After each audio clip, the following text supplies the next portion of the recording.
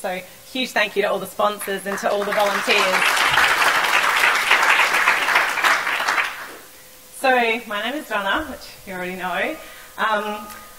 I am the head of people and culture for Ignia, aka Insight, and I've been in the IT industry since I was about 21, which, not wanting to give away my age, but is over 17 years.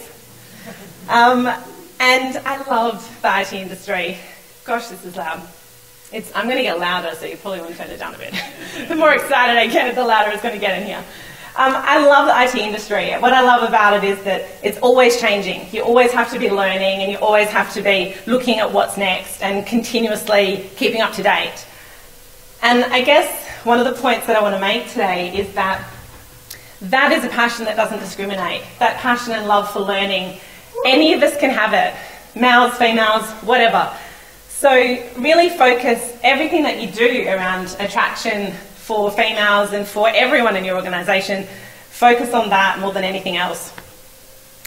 And why am I here today? It's not because I love public speaking, but it is because I'm really passionate about getting more females into IT and into tech, and also helping them progress their careers and move into leadership roles. And that's because I believe, and there's also a lot of studies that back up, that diverse organisations are way more successful. And I was pretty excited to see that this talk did rate quite highly in the voting, which I think is awesome, because it means that there's a lot of people that are passionate as well and excited about the importance of attracting more females into IT. So these are some of the areas that I'm going to run through today.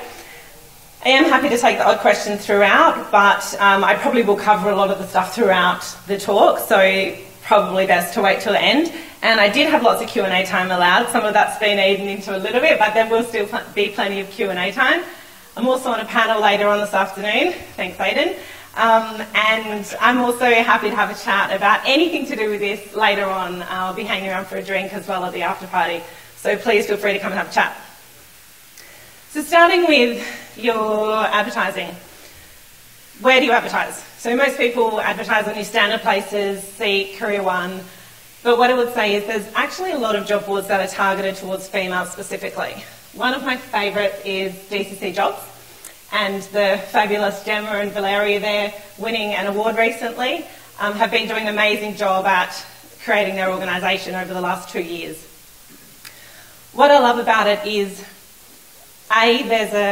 it's targeted towards females, but there's actually a criteria around who can advertise on their job site. Not just any employer can. Employers actually have to go through a process where they demonstrate that they are a diverse organisation and that they've got flexibility and they've got culture and they've got all these benefits for females specifically, and I think that's awesome. The other area is LinkedIn groups and Facebook groups. Personally, I'm more of a fan of LinkedIn groups, but that might be showing my age again. But there's a lot of LinkedIn groups specifically for females. There's Whitworth, there's ACS Women, there's Perth Web Girls, there's FIT if you're in the East Coast. There's so many different groups. So join up to these groups, network with these people. You can post things on the wall. You can, gain a lot of exposure to a lot of females through these groups.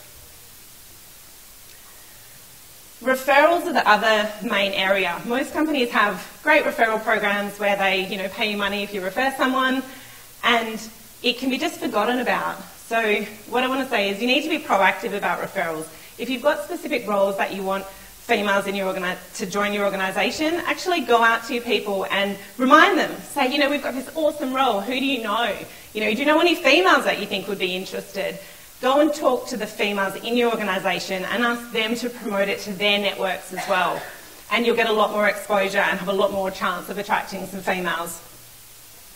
There's a lot of studies and a lot of, if you Google gender neutral wording, there's lots of research around different wording such as rock stars, superstars, high profile versus collaborative, learning focused, friendly, adding value. So be careful of the way that you write your job adverts as well. Pay attention to these things. The other thing is highlight the benefits that you have as an organisation specifically for females. Use your advert as an opportunity to really call out those benefits. It's your opportunity to tell people why they should come and work for you. You know, do you have paid maternity leave? Do you offer flexible work options, part-time, full-time, etc.? The other main point that I'm very passionate about in terms of advertising is criteria. All those little bullet points. Every time you put criteria on your job advert, you're basically creating an objection for someone not to apply.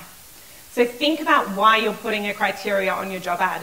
There's a lot of studies, and this is one of them, that talks about the fact that females are more inclined than men to believe that they need 100% of the job criteria to apply. So just be careful of creating those objections. Think about using words like desirable, or better yet, think about not using any criteria. Why? A .NET developer knows what a .NET developer needs to have to be successful for the job, right? So why do we need to put 10 bullet points of what they should have? It's just unnecessary. The job ad is an opportunity for you to sell your organisation. Why should they come and work for you? What makes you a diverse place? What makes you a great place to work? A couple of little examples. You don't have to read it all because I will call it out. This was a not so great example. Quite a traditional structured ad, really talks about what you need to have and what you need to bring to us. And if you look at the criteria, it has words like deep domain experience, extensive knowledge. What does that even mean? I might be a male that has 2 years of experience, and sorry to generalise, but there is going to be a lot of generalising in this talk. You probably assumed that before you came and listened. But I might be someone with 2 years of experience, and I might think that I know everything about this subject. Oh, I definitely have extensive experience. I'm totally applying for that job. On the other hand, you might have, let's say, a female who's not quite so secure with their skills, and they might be like, oh my goodness, extensive experience, you know, I've got 8 years, you know, I'm pretty good. But I think that extensive probably means you're an expert, and I don't think that I'm an expert yet, so I'm not going to apply for that job ad. You see what just happened? You just lost people. A fantastic advert that I found, and interestingly, the first advert I found on the DCC Jobs website when I went to it, is this one here. It literally ticks every box of my perfect job ad. The first opening paragraph is all about why this company is excited about the participation of women in their organisation and how they help women gain leadership positions. It's talking about what's valued in their organisation and how they're going to help a female if they come to their organisation. The second thing I want to call out, which I love, and I actually haven't seen this before, is instead of criteria, it says you can contribute to. And it really calls out what you'll get to be part of if you come and join this organisation, which I just think is a really cool way of putting it, and I actually haven't seen it before. And then finally, they actually talk again about why you should join us. What's great about us? What's great about our culture? We have inspirational leaders. We have flexibility. You know, this whole job advert is a massive selling factor of why this organisation is fantastic, and specifically why it's fantastic for females. And after this, I'm not going to lie, I'm probably going to go and do a bit of research into it because it actually sounds fantastic. So then you've got these people coming through your process and you're at interview stage.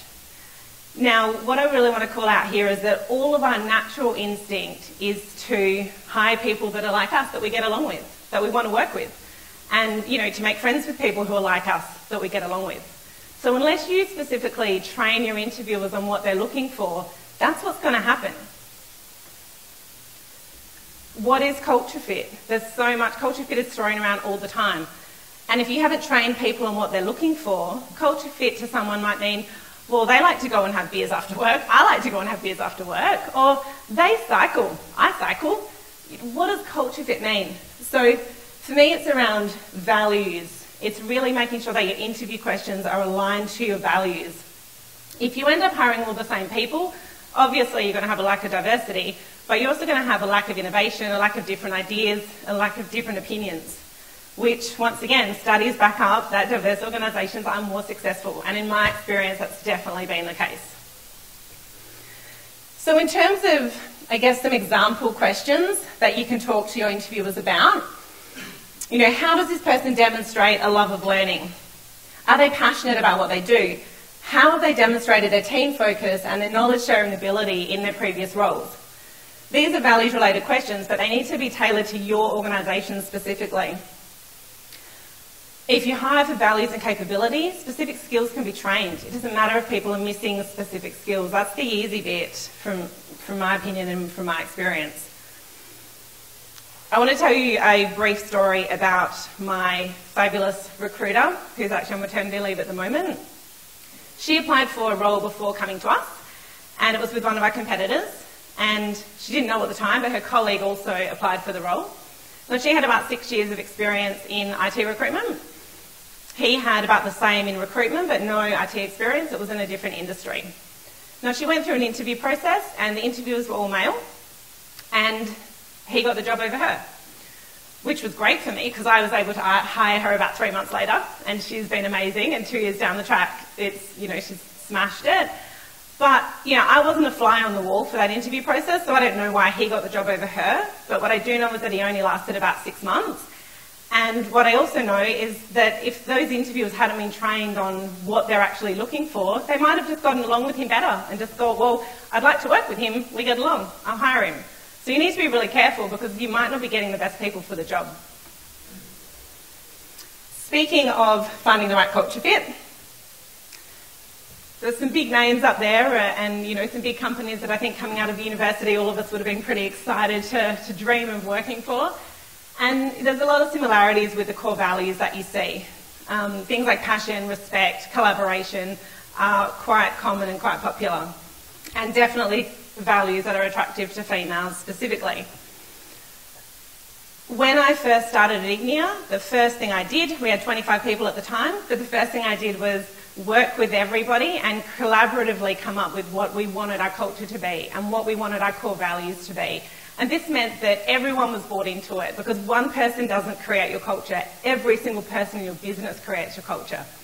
So I asked people, we had some brainstorming sessions, and everyone has different styles, so you need to be careful of being inclusive. So I asked people if they wanted to send me images or pictures, or if they wanted to send me words, whatever worked for them. Just give me some information, some snapshots of what you want our culture to look like in 6 months' time, or 1 year's time, or today. And it was amazing. It was fantastic. We came up with these 5 core values. Everyone was aligned to them. Everybody was bought in. And then it's the behaviours that you reward that will drive that culture forward. It doesn't just, happen without any effort. So the next step was creating a Living the Values Awards program. And that awards program, I'm pretty proud to say, is still running 5 years later at 120 people, and it's still everyone's as engaged as ever. So every month people can nominate each other, they can nominate peers, managers can nominate people, whoever, and then we choose, and they talk about what value they're nominating them for and how they've displayed those behaviours, what they've done. And then each month we choose 2 people that get a prize, and we promote the hell out of it on our newsletters and on our internal systems, and also on our recognition programs as well. And it's been really successful over the last 5 years. The other thing that we created about 2 years ago was we implemented a recognition program, and that just organically absolutely took off on its own. And I think it's because we already had the foundation of the culture around rewarding each other and celebrating each other and thanking each other. If anyone hasn't seen it, it's a program called Ready, and if anyone watches the Shark Tank, it's Naomi Simpson's Red Balloon Day business. And it's basically a program where we allocate points every quarter to all of our staff, so you don't just have to be a manager to be able to recognise and give points to people. You can just do it peer-to-peer. And those points can be traded in for things on the Red Balloon Day site. So you can buy experiences. One of the females recently bought a whale watching trip, and she went whale watching with her family, and then she told everyone about how awesome it was. Christy down the front that used to work for us bought some really cool headphones.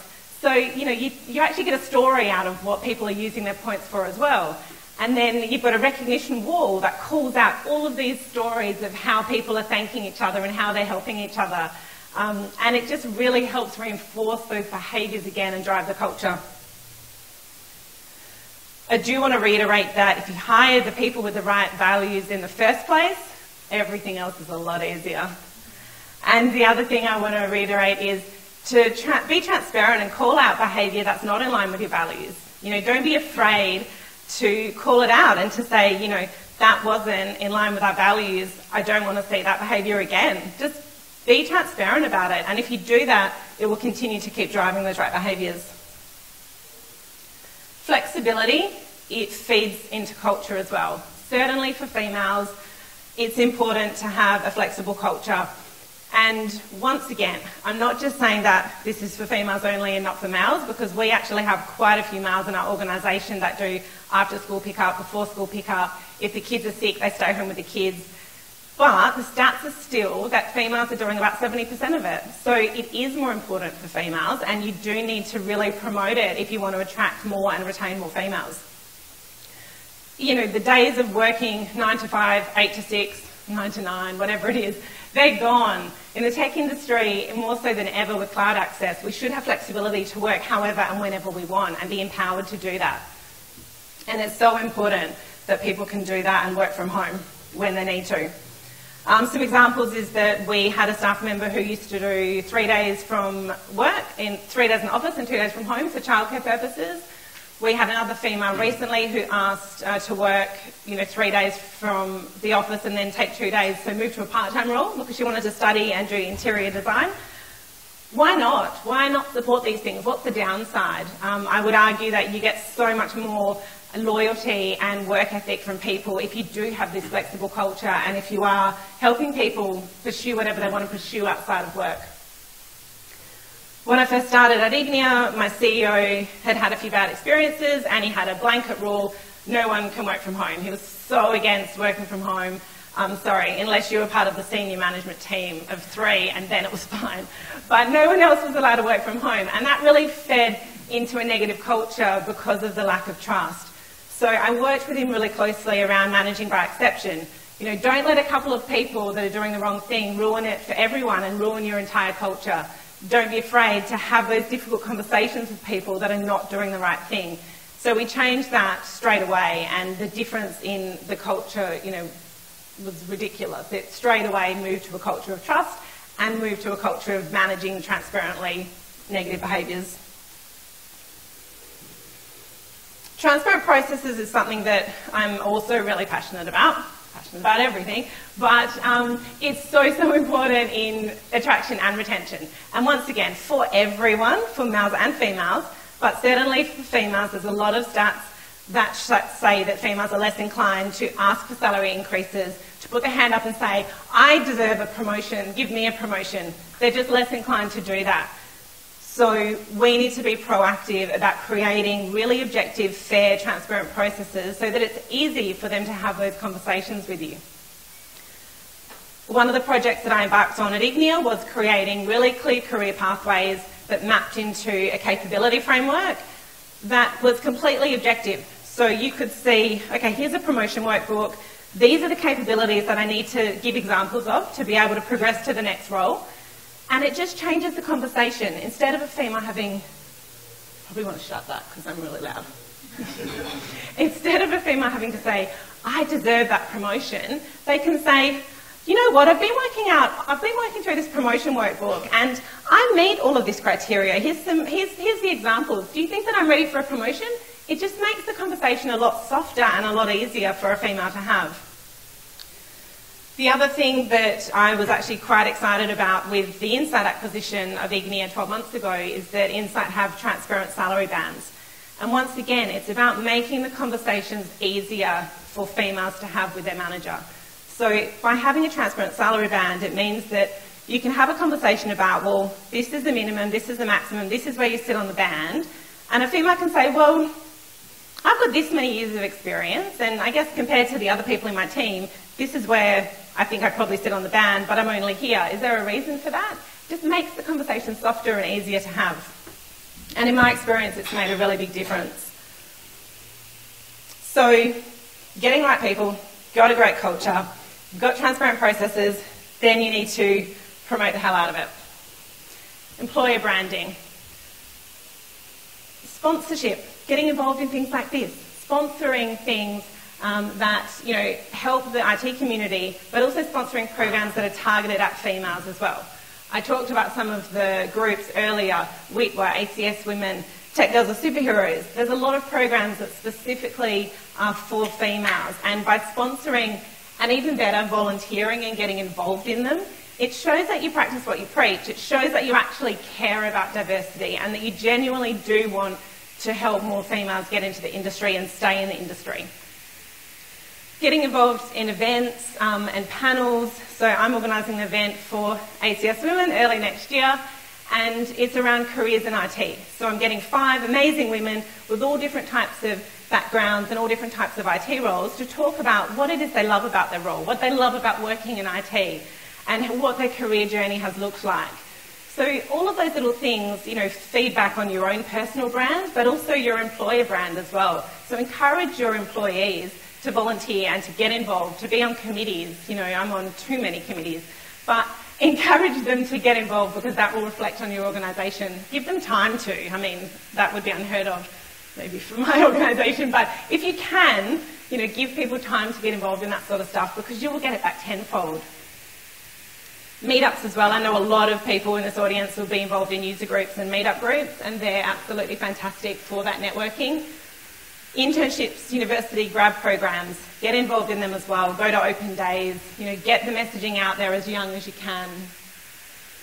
Awards. So when we got our BRW Best Place to Work award, which was my second year at Ignia, we got number 8, and that was super exciting. And I think the difference in the response rate of headhunting and in-mails when we had that award and we could talk about that award was over 20% increase in the response rate, which is crazy, just from one award and promoting that award. So talk to your marketing department, you know, try and get involved in getting those types of awards. Now there's all these diversity awards as well, which we haven't gone down that track yet, but you know, ThoughtWorks are doing a really great job of getting some of these diversity awards, and I would say that is the next thing to make sure that you're getting involved and getting some of those awards to add towards your employer branding. Messaging and benefits. You know, we talked about on our adverts, talking about all the benefits that we have for females. Put it everywhere. All the different sites, all the different things you get involved in, promote those benefits that you have for females. I want to tell you a story about a lady named Gail. So she was referred to us through Microsoft, and Microsoft had actually referred her through to a lot of their partners and a lot of their different networks. She was a lady who'd been out of the IT industry for about 15 years, so she'd gone away, she'd had children, and she wasn't able to get back in. She'd been applying to jobs, she'd had, you know, contacts at places like Microsoft referring her, and she was just having no luck whatsoever. And I met with Gail, and she was awesome. You know, she was so passionate about IT, and she was studying. She wasn't studying. She was lecturing at TAFE on office programs because that was the only type of semi-IT role she could get. I don't mean that in a bad way, because TAFE's amazing. But yeah, it was the only type of role she could get. But she wanted to get deeper. She wanted to be technical again. She used to be a developer. She was too young for her career to be over. You know, she's not even, I don't even think she's 50. I don't know. I'm very bad with age. But she was really passionate, and she really wanted to get back into IT, and she was just getting knocked back after knockback after knockback because no one wanted to invest the time to upskill her again. So I sat down with my practice manager and I told him my dilemma, and we talked about, okay, what can we do? How can we create an opportunity for this awesome lady to get into our organisation? And it took us about 3 months, so it wasn't easy. It's not easy when you're trying to think outside the box and try and create things, but it is important. And after 3 months, we were able to create a Power BI training opportunity. So we got her in as a casual to create some training. And 3 months after that, so in the meantime, so she was doing this Power BI training, and then she was learning and upskilling at the same time. So she was able to do both as a casual. And then after 3 months, we were able to offer her a permanent role in our BI team, which was super exciting. And you know, she is our biggest advocate. She is talking about us to everyone, and she's so grateful, and she's so excited, and she's so happy to be working for us. And her work ethic is ridiculous. And, you know, I guess I want to say, you have to think outside the box sometimes. And there's all these women that have moved out of the IT industry, and we need to be thinking about, how do we get them back in? What can we do? You know, should we be running some sort of training courses on weekends that we can promote and see if we can get some women upskilling that have left the industry but want to get back in? We need to really, I think bigger and be more proactive about how do we, get this untapped market back into our companies. I'm not sure if there was an exact point to that story, but networks. It was networks, Microsoft. So it came through networks. So networking and relationships, especially in Perth, are really, really important. And then the last thing on employee branding is where does the first place, where do people go when they're researching your company? To your website, to your careers page on LinkedIn, whatever. That's the first place that generally they go. So Ian told me I wasn't allowed to do a link because it would break my presentation, blah, blah, blah, whatever. So we've got a little snapshot of our careers page up here. And the first thing I want to say is don't use stock photos. Why? Why? There's no reason to use stock photos. Use real photos of your people, your diverse people, having fun and show your culture. So we've got a snapshot of that's the first thing people see when they go to our careers page is a snapshot of our real people. Some of our ex-real people, but it hasn't been long, it's fine. And you can come back, what? And then we call out, some of our leaders and be specific about what you're doing here. There's obviously a reason I've got 3 of our female leaders on our careers page, right? Use the females that you've got in your organisation as role models and promote them. We actually call out, we are passionate about diversity. Make it really clear. Talk about your awards. Talk about what sponsoring you get involved in. That's our advert for the Tech Girls of Superheroes program. So just use all of these things as an opportunity to promote why you're diverse. And speaking of role models, once again, without female role models, it is going to be more difficult for you to attract females. So get some. Get one, and then when you've got one, use them for everything. So once you've got some, promote the hell out of them. There's so many things you can do. You can get little blurbs and you can put things places. There's video blogs you can do. There's little day in the life of. Get them out at speaking events. Christy's going to be in my panel. Really promote these women, and that will help you attract more females into your organisation. Also make sure that someone as part of the interview process can really sell your culture and sell that you're a diverse organisation and why and what you do and your benefits. At Ignia, I was the first face that every single person saw. So that was an extra benefit because I'm a female, and if you can get a female as part of your interview process, that would be ideal. But if you can't, make sure it's someone who really understands your value proposition and what makes you different from everybody else and why you've got all of these great benefits. Be realistic about your targets and about your goals. I'm not really a fan of targets personally, but we've got 20% females coming out of IT degrees. Why would we expect that we can have 50-50 in our companies? I just think that that's unrealistic. So I think what we need to be doing is, yes, let's get as many as we can and let's have it as diverse as we can, but let's all start working together on targeting the younger generations and getting them into the university degrees. There's an amazing program called Tech Girls of Superheroes that you can go and talk to Michelle about later on if you want some more information on it. There's your hand, Michelle. Not that anybody wouldn't know you. But every year, the amazing Janine is basically getting thousands of girls learning how to code. And thousands of girls across Australia, it's New Zealand as well, right? Maybe, yeah. Amazing, amazing. So, all these girls are getting together, getting mentored and learning how to code, building an app that's got a community benefit. So it's, it's a win-win. It's your corporate social responsibility there as well.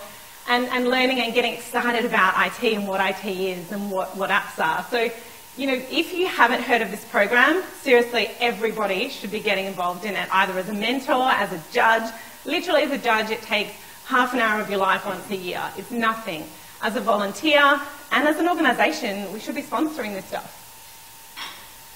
Leadership roles is even less of a percentage of females, right? So we definitely need to be making sure that we're encouraging our females into the leadership roles.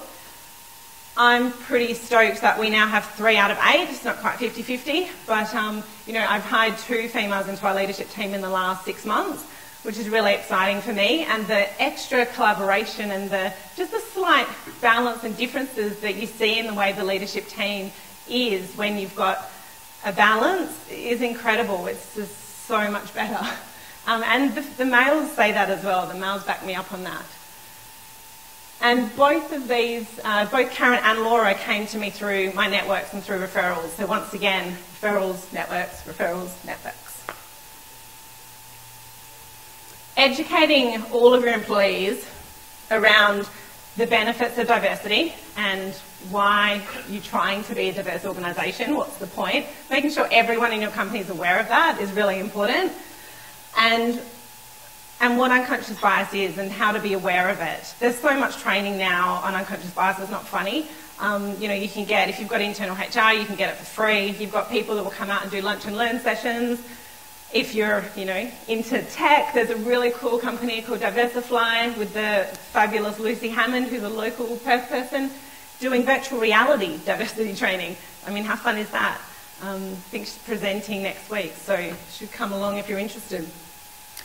So really make sure that you really, making sure people are aware of what to be careful of. Things like when you're booking meetings, if you've got females that have to do the school pickup or the school drop-off and they're not going to be able to attend certain meetings, don't schedule meetings at that time of the day. Like, be considerate of that sort of stuff. But if people aren't aware of it, they can't be considerate of it. So it's our job as leaders to make sure that we're providing that education.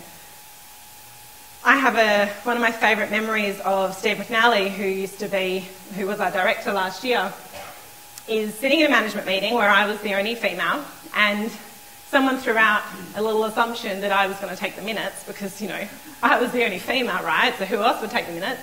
And he saw the look on my face and he jumped in and was like, it's all good, I'll take the minutes.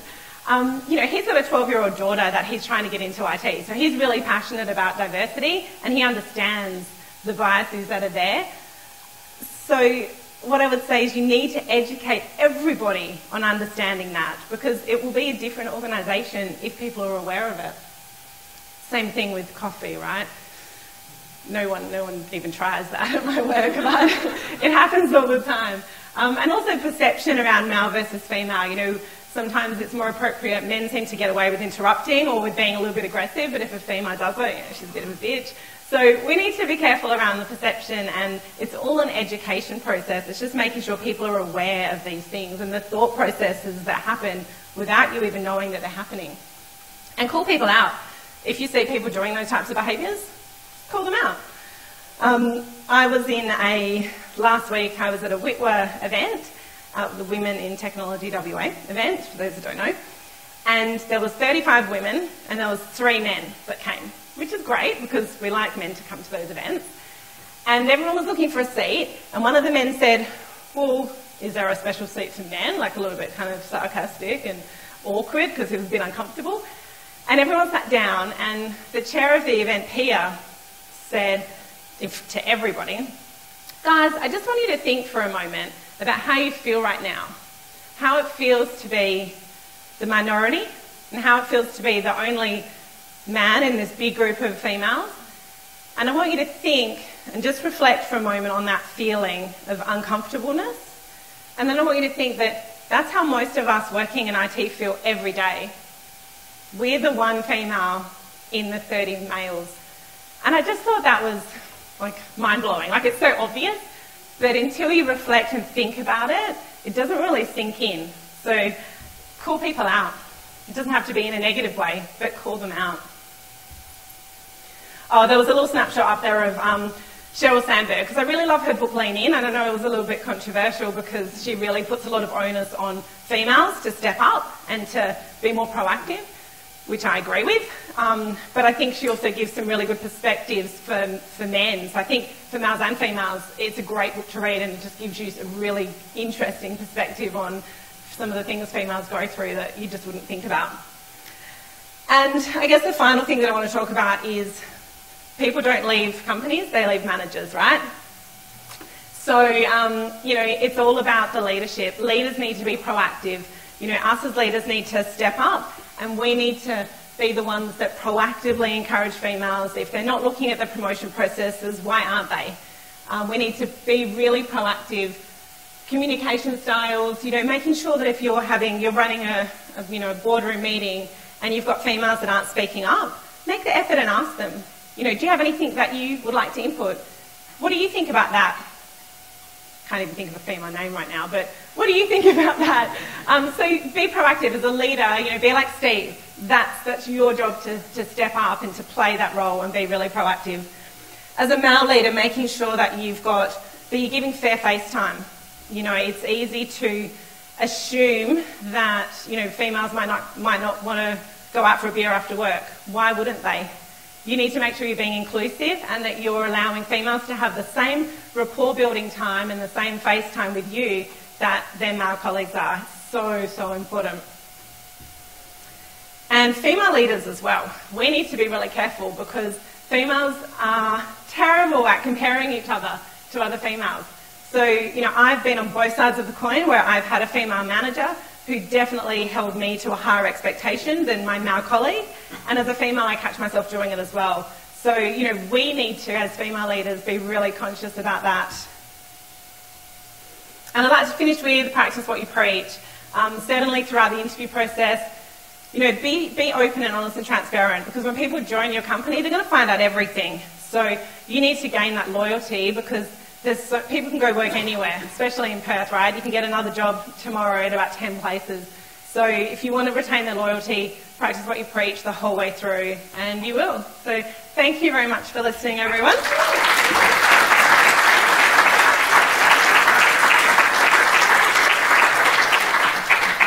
I don't think we have too much on, but any questions? We can have one or two questions. Cool.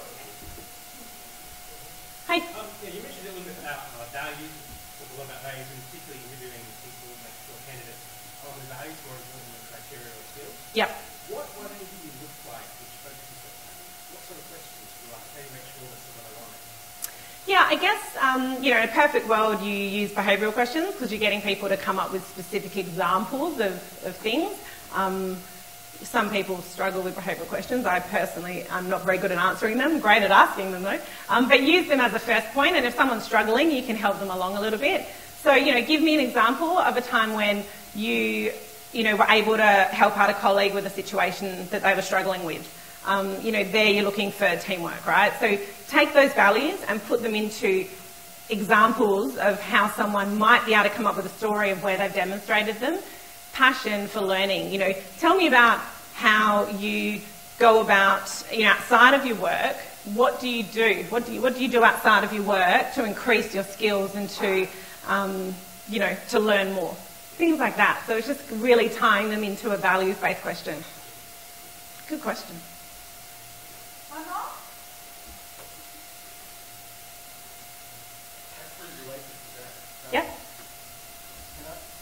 I'm concerned about asking people what to do outside of work. There's a load of thinking territory as well as being busy looking after your kids and children. As in, you wouldn't want to ask that question to someone? Is there sensitivity around that? I like that kind of question. Yeah, I think it depends on what the response is, right? So if somebody said to me, and this does happen all the time, so when I ask that question, if someone says, you know what, like I've got a 6-month-old and a 3-year-old and my life outside of work is freaking insane, so I actually don't have a lot of time where I can study, but these are the things that I get involved in or do within my work to try and compensate for that, you know? So I guess it's just trying to, that's fine if people, yeah, I'm just looking for that, the glimpses of that desire to learn, and so how do they improve their skills? If they can't do it outside of work, that's totally cool, because I am all about work-life balance and stuff, but then how are they doing it? What are they doing in their work that gives them that same thing? You do have to be careful, right?